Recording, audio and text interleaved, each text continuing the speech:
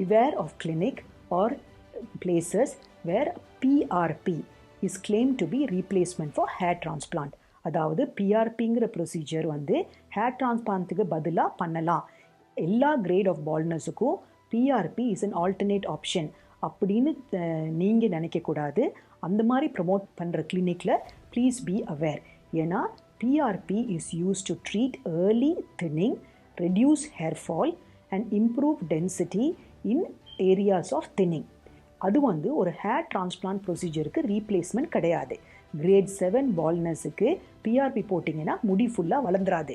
நிறைய கிளினிக்ஸ்லையும் மார்க்கெட்டிங்லையும் ஒரு great 7 baldness photo போட்டிருக்காங்க. பக்கத்தில் இன்னொரு ஃபோட்டோ ஸ்கேல்ப் ஃபுல்லாக ஹேர் வளர்ந்த மாதிரி போட்டிருக்காங்க. இதை பார்த்து நீங்கள் மிஸ்லெட் ஆகக்கூடாது.